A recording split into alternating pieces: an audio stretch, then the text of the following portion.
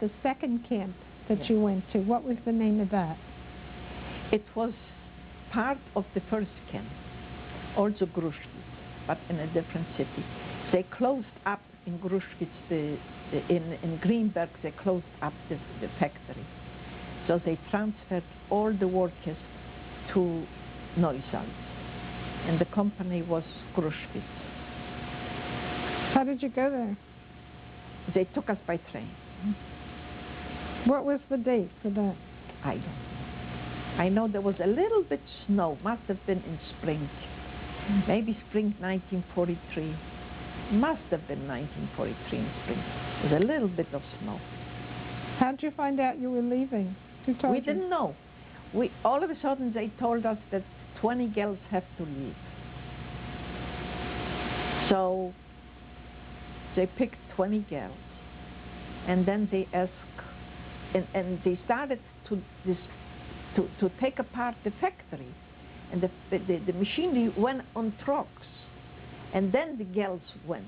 So we figured they sending them someplace else, and then we found out slowly we found out that they're going to Neustadt, to the same company, but a different factory, and they're going to work over here and over there, and over here they brought in some like silver paper, and everybody said that I think they're going to make radios over there. I don't know. I didn't know silver paper is a radio. They're using silver paper, but we saw whole piles of silver paper. So we figured something, they make something for the military. They didn't want to have us over there. So by the end, I went with the last group. We cleaned up the rest, because what I work is almost by the end from the work, you know, when the starch goes on it. And then they went and they told us, we have to pack and we have to go. And we went. What did you have to pack? The few things what we had. By then we still had clothes from home. We still had whatever we brought and whatever our parents sent us. Yeah, so we had some clothes. What were your feelings about leaving this camp and going someplace else? Didn't care. We figured maybe we're going to be closer to home. We always figured. Were you closer Just to home? be close. No, it was back city, not far one from the other, and both of them were near Breslau. It was the same thing. How long did it take to get there? I don't know. I don't remember. You think we cared how long we were in the train? We didn't care. Who cared? It was, you see, we started to lose a little bit the hope, a little teeny bit. To the last minute, we still tried. You know, that movie, what I just saw, Jacob the Liar. Jacob the Liar, a lot of things is true. You wouldn't believe it, a lot of things is true. Such as? If you heard somebody say something good, that like Jacob said he heard about Russian, we were figuring the same thing. Let's hope. We didn't know about the Americans. We didn't know the Americans went into war. We knew the English went in, but we didn't know the Americans went in. And we knew Russia because we saw the German army had to cross our town from Germany, go into the Russian front, so we knew there is war in Russia. And we saw the dead coming back. So we knew there is war in Russia, so we hoped, and we were the closest to Russia, so we hoped that Russia will soon come. But it took 5 years, more than 5 years, almost 6. Describe the second camp.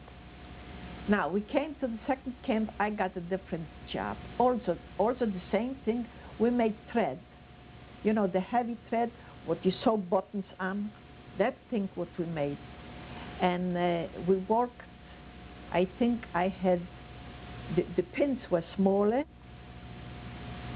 and I had, I think, 120 pins on a machine. The machine was smaller too, but you had constantly go, you know, to make sure that it doesn't roll on those rollers.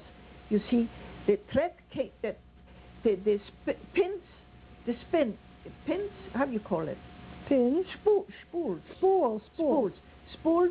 They were standing up. There was pieces of iron sticking out, and you put the spool in. And there was a whole big thing. It was a little bit on an angle.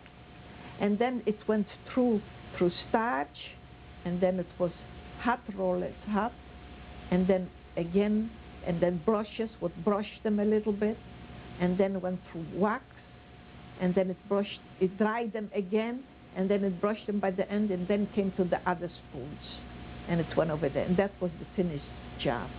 Then they took this to another part, and they didn't have those small spools, so they used paper and cut it out. I don't remember how many ends, a star, and the thread was rolled up on those things, and this way they sold this in Germany to the people. So this. Oh, it wasn't for the war effort. It could have been, you know, to sew uniforms, but mostly it went to the people, and we didn't know that underneath us in a basement were Ukrainian girls, and they were making bombs. We didn't know. You see, it was here innocent factory with just thread, but underneath were Ukrainian girls. You know, the Ukrainian girls are a little bit German. They trusted them, and underneath, how do we find out? One time it came an air raid. If we had the air raid, we were so happy you wouldn't believe it. Even if they would kill us, we would be happy too. So came an air raid, and they went, and they most of the time they let us stay in the factory. But this time they took us downstairs, and we saw the girls. We saw the girls, and we saw the shells, and we spoke a little bit, some, you know, Polish and Ukrainian is a little bit close. And we asked them, they said, we here working the whole time. But they never went out from the factory when we went out. Or they went before, or they went after. We never saw those girls, except what we went down to the basement. Was the thread factory a cover-up for what they were doing? I think so. I think so. Yeah. And that's what we did. Not only we were there, but French soldiers were working on machines too. They had bigger machines, and they were a little bit away from us. We were only when we passed by, we asked again the same thing. When? So it showed us 2 weeks in Deutschland kaputt. Describe. Was it called Neusalz? Neusalz. Neusalz. Like new salt. Neusalz. Neusalz. Describe that camp. That camp, we had barracks. We didn't have part of the factory no more. When I came in there was 800 girls over there. That was a big camp already. And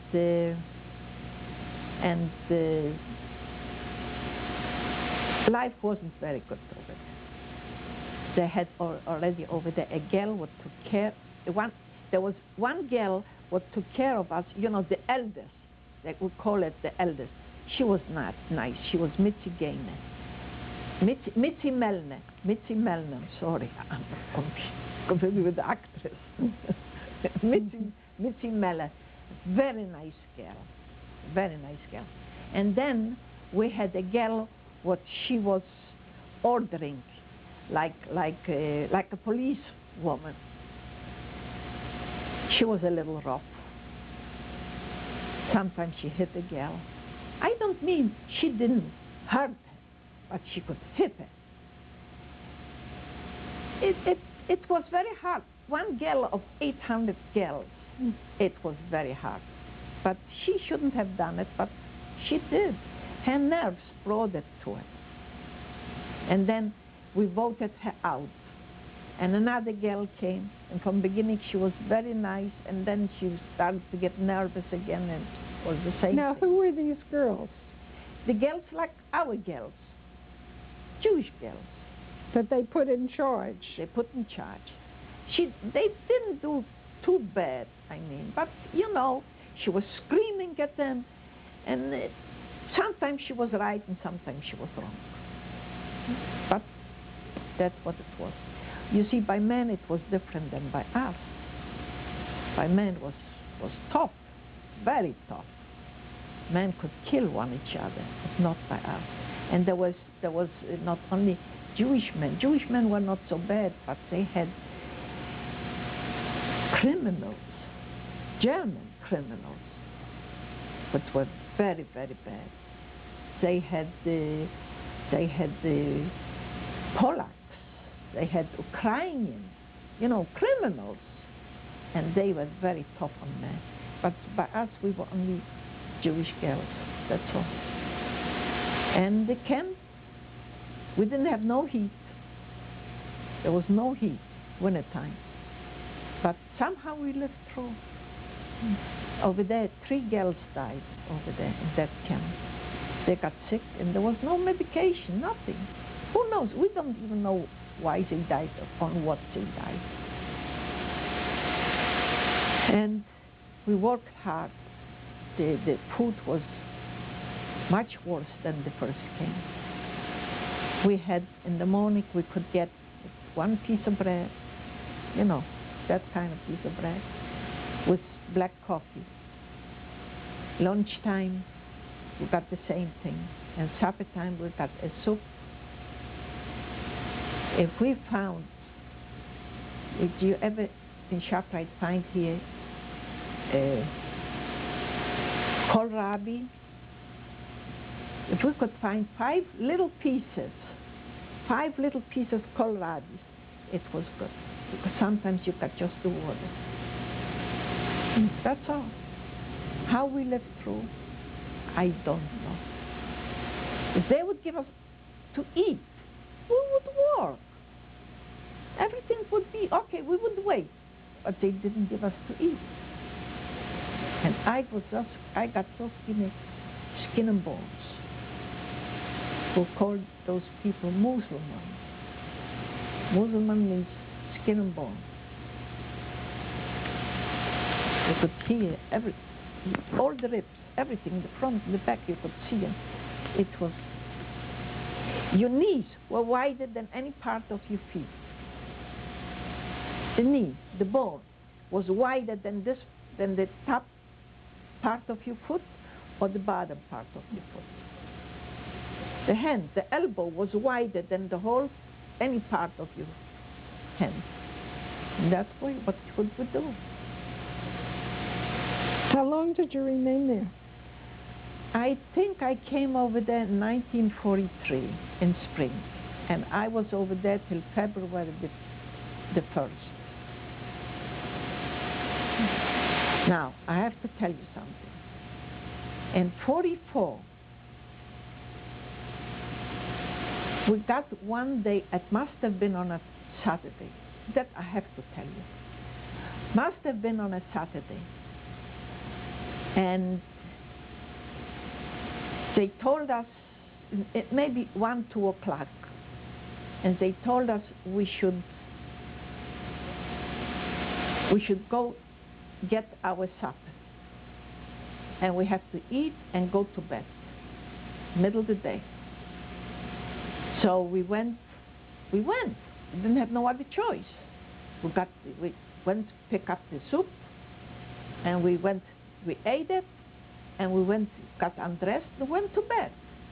I was living in a barrack where the windows was going out, not to the street, but outside, where the entrance was. You had to go through, there were really 2 entrances, but we came into that entrance, and then was a big entrance where the SS women came in. So we laying in bed and talking. You know, some people were sitting, some people were laying, and all of a sudden we hear bum, bum, bum, bum, bum, bum.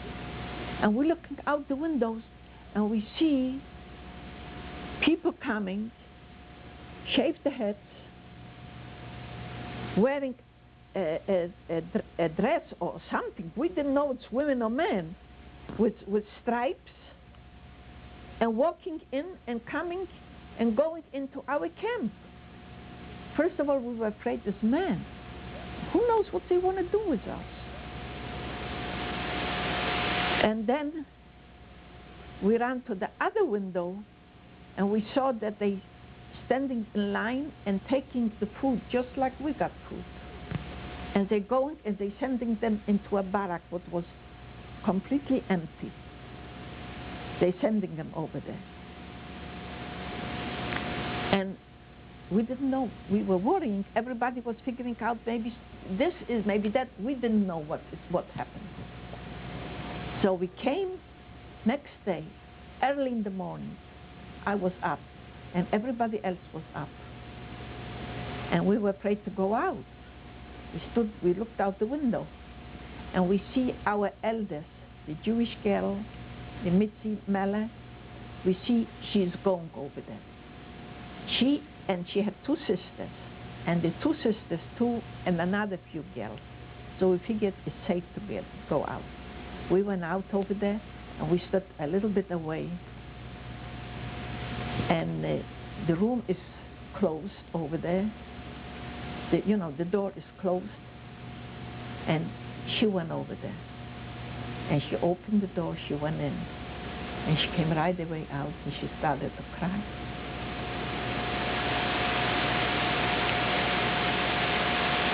She herself didn't know who those girls were. You see, I don't know I should say this to the camera. They gave him one, it was 200 girls. They gave him one bucket for the night. It wasn't enough. And the girls made so long till it overflowed. And when it overflowed, I don't know what some girls made in the bowls what we were eating and throwing out the windows.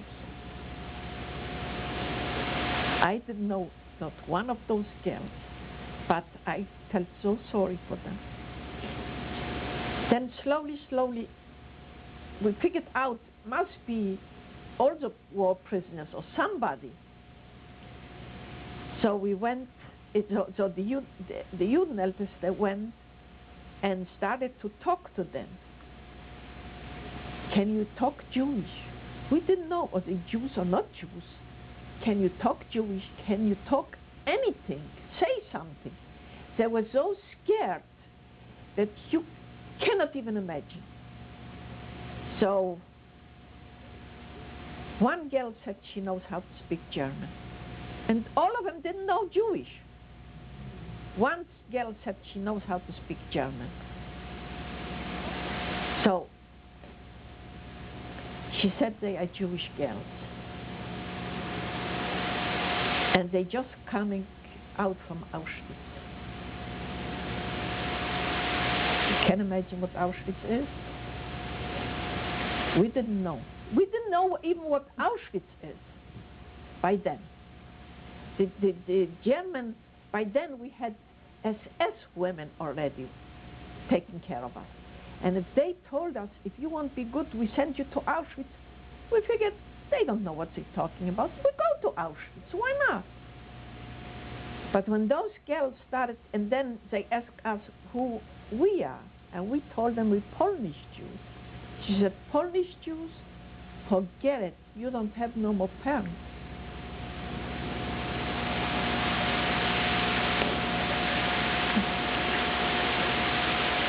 We said, what do you mean? And they started to tell us the story about Auschwitz. Then we found out about Auschwitz. You know, they were so scared that there were 3 sisters, and they didn't want to acknowledge that they are sisters. Till later, they told us. There was I think, two mothers with two daughters, and they stayed away one from each other. They didn't want to show, because in Auschwitz, if you said that's my sister or that's my mother, they took one to the oven and one alive. So they didn't know what kind of camp we are. When we found out, when they started when that one girl started to tell that she is Jewish and she is from Budapest, from the city of Budapest, it's why none of them spoke Jewish. They only spoke Hungarian.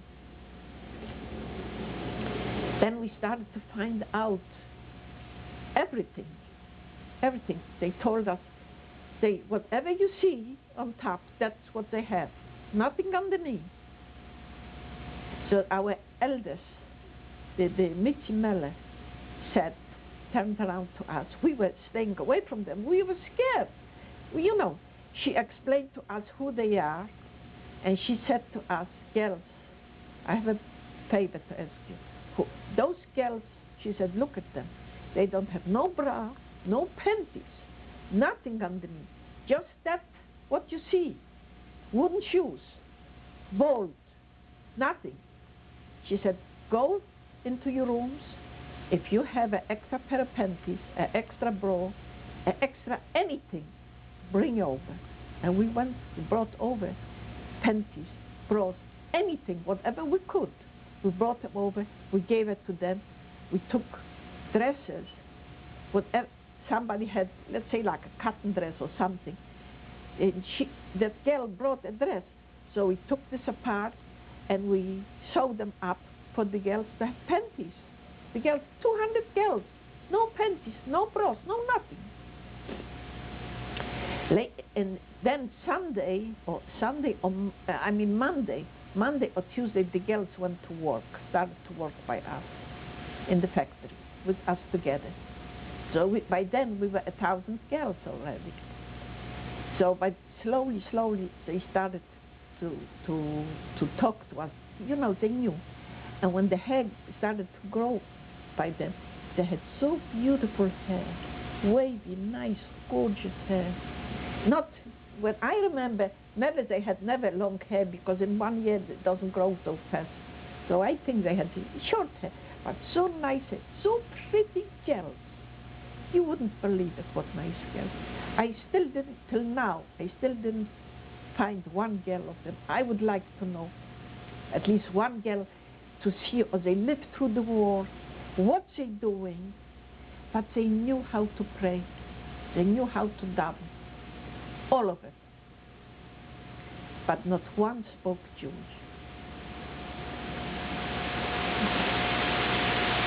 Why did they take them out of Auschwitz? Because I think our factory needed more people to work. You see, more and more people went to war. Older men went to war. So meantime, the older men were standing and working in the factories. When they took the older men to work, they needed people to work in the factory. So they brought from Auschwitz here. And we got 200 girls. But that's, believe me, nobody can believe it. Nobody can believe it. Where were you taken next? Now, we were there, this was in 1944. I don't know which month. But it was, they were in our camp approximate a year. Then all of a sudden in 1945, must have been in January, end of January, we started to hear shooting. One day we heard shootings, and then they told us we're not going to work.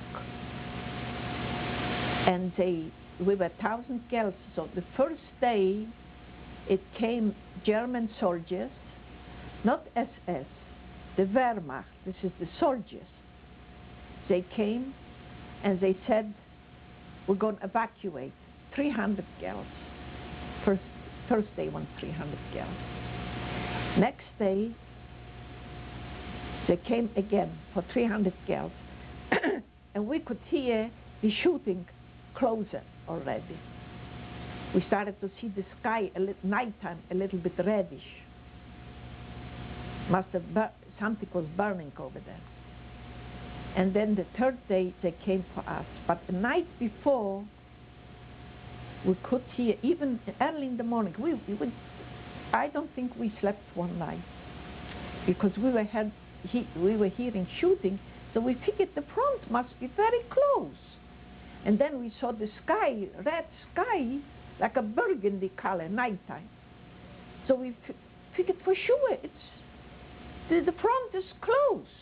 We could hear, and the last day, before the Germans came to pick us up, we could hear small guns shooting.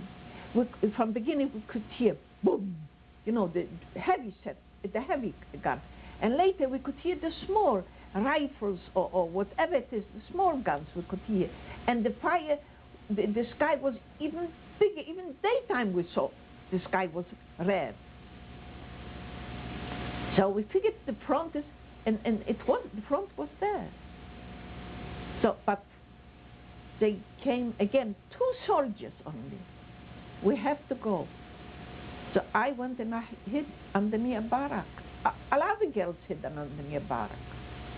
So he was going around, he said, if I find somebody underneath a barrack or any place hiding, I'm going to shoot him. So the girls started to run around and screaming, girls, come out, they're going to shoot you. The Russian will catch us on the road, they said. So we willingly, not willingly, we came out. We figured, so long we waited, going to wait another week or so. So we went. We went and we started to walk. We were supposed to go to Breslau. Meantime, they got orders later which cannot go to Breslau. I mean to Berlin. They said we cannot go to Berlin. We had to go south. So we went till Flossenburg. And the Russians didn't catch up with us. Russians didn't catch up with us. We came into Flossenburg. We walked for 6 weeks. 6 weeks every day. We slept in barn on just a plain straw. Sometimes we could feel that other people were over there, because you could see how the straw was. If it was very fresh, we were the first one to stay over there. Sometimes you could find a piece of paper, a picture. We found pictures on the road, middle of the road. We found pictures. Somebody lost the picture. They took them and they lost them. And I kept my pictures. That was the only thing what I really kept till today. How did you keep them? First of all, I had my coat, I had my clothes. And when we knew we have to go, we took materials and made ourselves a backpack. Some people made themselves here a bag, just so we don't have to carry in the hand, because in the hands we knew we go and drop it. But on the body, it was better. So I had in my backpack, I had the pictures. And then we came to Flossenburg. Now, on the road, they didn't give us to eat a whole day. At night time, they gave us maybe 2 potatoes, 3 potatoes. How many of you were there? 400. Let's stop right there. Okay.